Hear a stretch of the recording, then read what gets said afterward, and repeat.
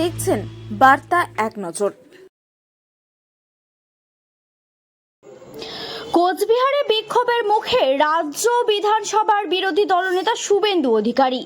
New Cooch Behar station চত্বরে কালো পতাকা নিয়ে জমায়েত করেন তৃণমূল কর্মী সমর্থকরা। মঙ্গলবার কোচবিহার এসপি অফিসে অভিযান রয়েছে বিরোধী দলনেতার। বাঁশ, লাঠি, ইট নিয়ে হামলার অভিযোগ। বেশ কয়েকটি গাড়িও ভাঙচুর করা হয়েছে বলে অভিযোগ। কেন্দ্রীয় বাহিনীর নিরাপত্তা আধিকারিকরা ও পুলিশের পরিস্থিতি নিয়ন্ত্রণের চেষ্টা করছে। খাগড়াবাড়ির ওই রাস্তা দিয়ে আসার কথা নির্ধারিত ছিল শুভেন্দু অধিকারীর। সেই মোতাবেক প্রচুর পরিমাণ পুলিশ আগে থেকে মোতায়েন করা ছিল, কিন্তু নির্দিষ্ট একটি সময়ের পর হঠাৎ করেই সেখানে বেশ কয়েকজন তৃণমূল কর্মী সমর্থক জড়ো হয়ে যান। শুভেন্দুর কনভয়ে যেতেই হামলা শুরু হয়। প্রথমে কালো পতাকা হাতে বিক্ষোভ, পরে ইট দিয়ে শুভেন্দুর কনভয়ে হামলা হয় বলে অভিযোগ।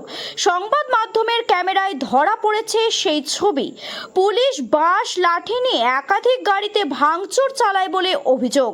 উত্তরবঙ্গ থেকে সজল দাশগুপ্তের রিপোর্ট, বার্তা এক নজর। পুলিশ ব্যারিকেড রাস্তার দুপাশে ছিল। আমাদের তৃণমূল কংগ্রেস কর্মী সমর্থকরা শুভেন্দু বাবুকে দেখে জয় বাংলা ধ্বনি দিয়েছে। এটা স্বাভাবিক, কারণ তিনি জয় বাংলা ধ্বনি দিলে যেভাবে রিয়াক্ট করেছেন একজন কর্মী, আরামবাগের কর্মী কাছে গিয়ে, সেটা অনুবিপ্লিত ছিল। আমরা এটা মানতে পারিনি, তাই জয় বাংলা ধ্বনিতে মুখরিত হয়েছিল সেই এলাকা। এবং যেভাবে তিনি প্রতিনিয়ত কুড়েচুকর আক্রমণ করেন আমাদের নেত্রী মমতা বন্দ্যোপাধ্যায়, অধিনায়ক অভিষেক বন্দ্যোপাধ্যায়কে, প্রতিনিয়ত বিধানসভার লবিতে দাঁড়িয়ে যেভাবে বাংলা বিরোধিতায় সামিল হন, তার প্রতিবাদে আজকে সাধারণ মানুষ, তৃণমূল কংগ্রেসের কর্মী সমর্থকরা স্বতঃস্ফূর্তভাবে বিক্ষোভ প্রদর্শন করেছেন, কিন্তু কোনো ভাঙচুরের ঘটনা ঘটেনি। তৃণমূল কংগ্রেসের কোনো কর্মী ভাঙচুরের ঘটনার সঙ্গে জড়িয়ে নেই।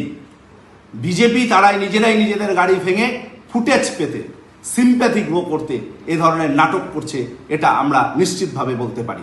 আমরা ধিক্কার জানাই শুভেন্দু বাবুর এই কদর্য নোংরা রাজনীতি করবার জন্যে।